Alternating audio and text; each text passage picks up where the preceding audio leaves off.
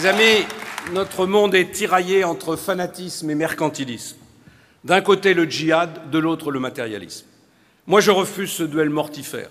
L'homme n'est ni une machine à tuer, ni une machine à consommer.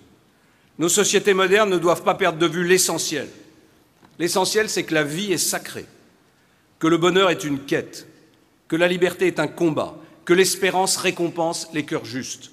La force de la France dépend d'abord de sa force d'âme. Et mon programme se fonde sur 3 valeurs: la liberté, la responsabilité, l'autorité. La liberté parce que c'est elle qui remettra notre pays sur les rails du progrès et de la prospérité. Je suis pour un capitalisme créateur de richesses et outil d'émancipation pour les plus faibles. Mais je suis contre le capitalisme de connivence, celui où les lobbies obtiennent des avantages, où des groupes d'intérêts négocient des privilèges, où chacun essaie d'influencer l'autorité publique au détriment de l'intérêt général.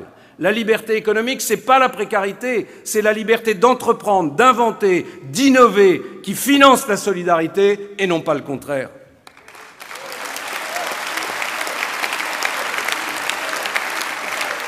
La liberté n'est pas seulement efficace, elle est aussi morale. Que chacun puisse aller au bout de ses mérites, de son courage, de ses rêves, c'est conforme à la justice et à la morale. La liberté est le premier des droits de l'homme, elle est au cœur du projet français. Nous sommes le pays qui a fait le plus de révolutions depuis 200 ans. Depuis des siècles, nous rejetons inlassablement l'oppression. Nos grands penseurs, philosophes, écrivains, romanciers inspirent partout dans le monde ceux qui rêvent de liberté. La France incarne l'espoir pour les peuples bâillonnés. Tendez l'oreille, voici ce que Victor Hugo écrivait en 1876. Que prouvent les carcans et les chaînes? Qu'il faut que les peuples soient libres. Que prouvent les sabres et les mitrailles? Qu'il faut que les peuples soient frères. Que prouvent les sceptres? Qu'il faut des lois. Les lois, les voici: liberté de pensée, liberté de croyance, liberté de conscience, liberté dans la vie, délivrance dans la mort, l'homme libre, l'âme libre. Voilà ce que disait Victor Hugo. La liberté, c'est notre combat. Et ça n'est pas seulement un combat économique, c'est un combat fondateur, existentiel, fondamental pour la société qui est la nôtre. Mais cette liberté a aussi un corollaire. C'est celui de la responsabilité. Il est juste que chacun assume les conséquences de ses choix. Une entreprise qui pollue doit payer en conséquence. Un délinquant qui viole la loi doit en subir les conséquences. Un dirigeant politique qui échoue doit assumer. Choisir ses actes et ne pas se dérober, c'est la noblesse de l'humanité. L'autre corollaire de la liberté, c'est l'autorité. L'autorité sans laquelle la liberté n'est que désordre et chaos. Le politiquement correct veut nous faire confondre autorité et autoritarisme. On a sombré dans le conformisme, dans la négation du réel. On ne combat pas un mal en refusant de l'identifier, de l'appeler par son nom. Daesh, ce n'est pas une marque, c'est l'État islamique. Un djihadiste n'est pas un déséquilibré, c'est un terroriste. Un délinquant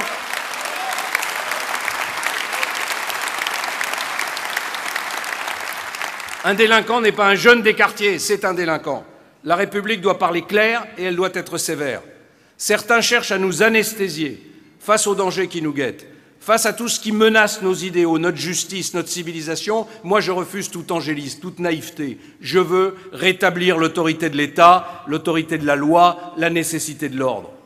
Comme le prévoit le Code pénal, toute personne entretenant les moindres relations avec les totalitaires islamiques doit être sanctionnée avec la plus grande sévérité. Aucune agression, aucune insulte envers un représentant des forces de l'ordre, du corps professoral ne devrait jamais être tolérée.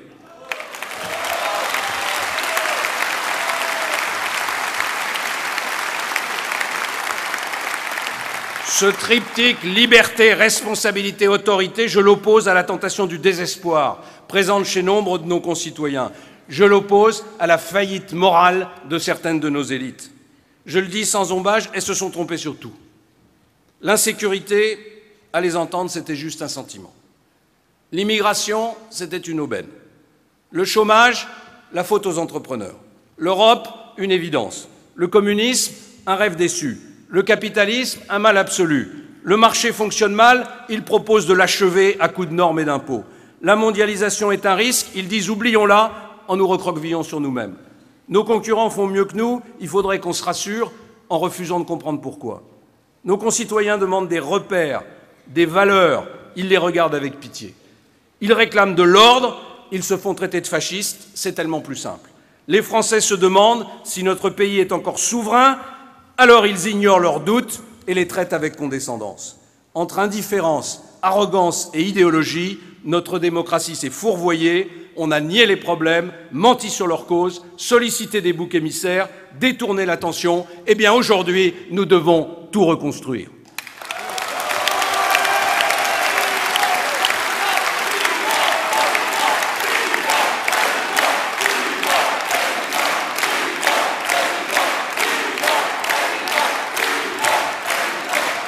Nous devons renverser le carcan de la bureaucratie, des normes imbéciles, des procédures étouffantes, de la fiscalité confiscatoire. Nous devons mettre à bas les fausses valeurs. Nous devons réhabiliter le bon sens et les principes de justice qui fondent notre civilisation.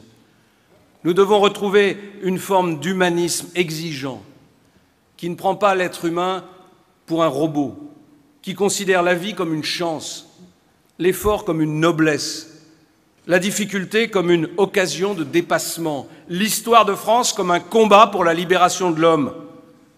Mes amis, l'échéance de 2017 sera décisive et cette primaire constitue la première étape. Il ne s'agit pas de désigner le président du Parti des Républicains, il ne s'agit pas d'un casting, il vous faut choisir l'homme et le projet qui correspondent aux exigences de notre temps.